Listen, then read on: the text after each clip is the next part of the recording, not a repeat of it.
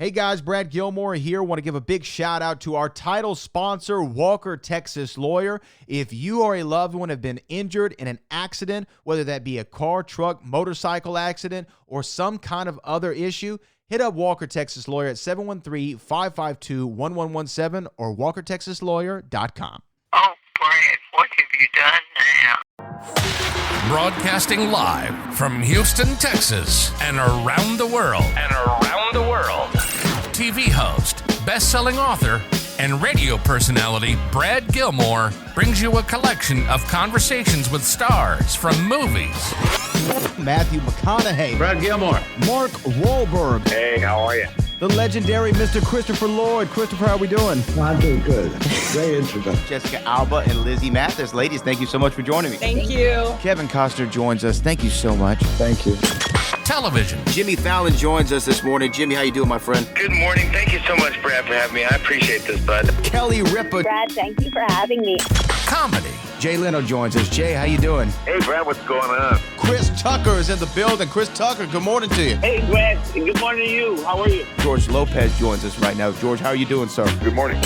Music. Lola Monroe. Thank you. Thank you for having me. The legendary frontman of AC/DC, Brian Johnson, joins us right now. Brian, how you doing? Good morning, Brad. What lovely to talk. You me funny lad. Megan Trainor. Thank you so much, Brad. You're awesome. Chloe Bailey joins us. I appreciate the time. Appreciate you. And more. This is The Collection. Now your host, The Boat. Brad Gilmore!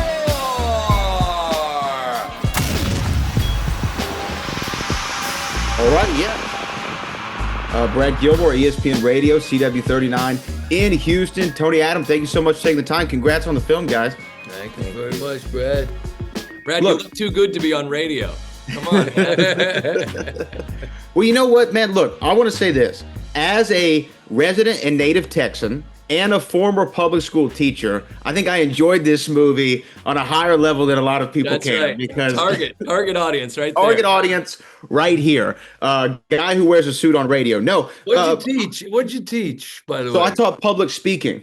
Oh, no kidding. Okay. Oh, Yeah. 10th, 11th, and 12th graders, 40 kids to a class. So I definitely earned any gray hairs that I might have. But I will say this movie was so much fun. And what I love about it is obviously about second chances and trying to pinpoint that place in your life where, man, if it just went this way, my whole thing would have been different. And I think we all go through those butterfly effects in our head. Tony, was that kind of an attraction to you about the heart of this story? Because the story's funny, but the heart of it is so real.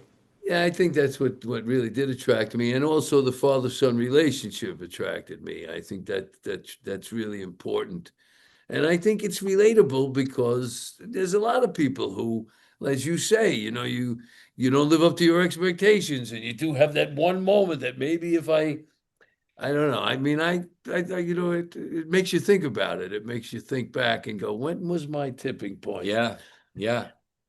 Was that the inspiration of the film? Like, where did it come from for you, Adam? Like, what was that germ of origination for you? Well, I think that's right. I mean, I think it's both of those things, right? It's that for sure. On the personal level, it's that, right? Just looking at, oh my gosh, the sort of the prison of self, right? Just looking at other people, being jealous of other people, feeling like, oh, if I'd only done this, if I'd only done that, if I'd only talked to this person or said that at that moment, or if I let that person get in there at that one, we were at that party all together and they talked to that person. And if I had done it, then I'd be where they are. Those kinds of things that we spin at, right? So that was definitely part of it. And then also I wanted to tell a story just on a larger story about, like you, I grew up in Texas, went to Richardson High School. I have lots of friends in Dallas, just had my 30th reunion this past weekend, just came from there, literally flew from Dallas to here to do this. You showed the movie. We did a preview of the movie. And Awesome. then, and then I've lived 20 years in LA and New York and it's very different politically. And so I wanted to tell a story about politics that both my friends in Texas and my friends on the coast could relate to, and that was or even disagree to watch, right? And that was it was both of those things, Tony, how was this man to your left? How was he to work with, not only as a scene partner but a director and a collaborator? One time I directed a short movie, And I had so much trouble doing it because I was watching everybody. I couldn't concentrate on my own stuff. He was great. He juggled everything. And there was never a moment where you felt, oh gosh, what did I do? You know, there just was never a moment like that. So he's a worthy scene partner, but he's also a terrific director. Well, when you write and direct and star in it, Adam, is it sometimes difficult? Because like when you write it in your head, you see the movie already. When you're doing formatting the screenplay, when you're in final draft, whatever it is you're doing, and then when you get on set and you start to work with things, where there's certain moments where you go, "Wow, that really worked in the script," but now that I'm seeing it play out, it's not exactly what I thought it was going to be. So we need to rework this, or it was pretty much script to screen what we saw. All the time I'm open to it changing, all the time. I feel you have to go on as a director, or at least how for me as a director. I know some people work differently, but for me, it's a fluid process. It's a collaborative process. I'm hiring all these brilliant artists and not just the actors, although we have an amazing cast of this movie, but the designers and the DP and everybody's got an idea, right? And I feel like it's that old Bill Clinton thing. You've got to surround yourself with the smartest, best people you can find, and then you've got to make the final decision. So I come in there, and it's when I go on there on the day, I know that I wrote the script and I have a script that I want to shoot. But if Tony's got an idea that he doesn't want to walk there, he wants to walk there, or he thinks maybe he should say this instead of that, I want to see it. Let's try it. He might be right and I might be wrong. Let's try it. And guess what? As the director, I'm going to have final say anyway. So let's just be open to everybody playing, because that's where so many great ideas in this movie have come from other people. And, you know, and I love that part of directing, you know. Well, I mean, it's also like, I think on a film set or really anything, sports team, film set, it doesn't matter. You have to be thinking singularly and acting collectively. Like we all have that one goal in mind, but we all got to know our role and play our part to do it. And I think that obviously y'all do such a great job in this film. Okay, final question though. And Tony, I'd be remiss if I didn't say, I love when you played Fred de Cordova. Thank you. Johnny.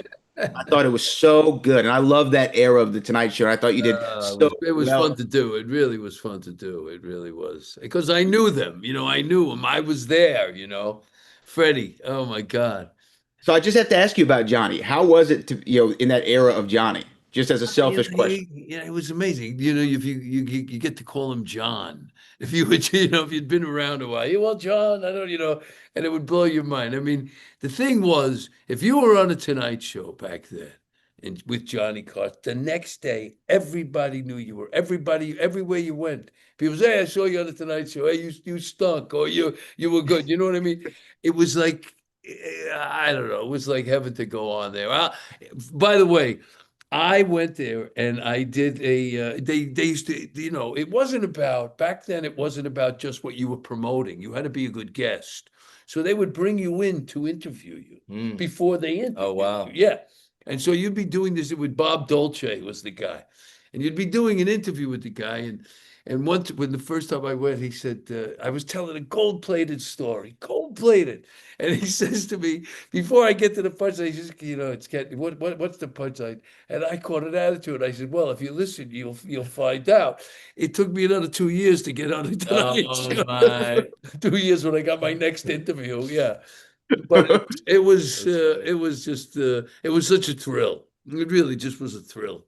And, you know, I got to co-host it. I got to guest host it. I was the guest host a bunch of times. You know, it was really something. And then some of the other times, the greatest times on the Tonight Show was with Joan Rivers. Oh. She was, you know. She was the permanent guest host for a while. So much fun. So much fun. Well, I mean, his own talk show, as you know. Yeah, well, yeah.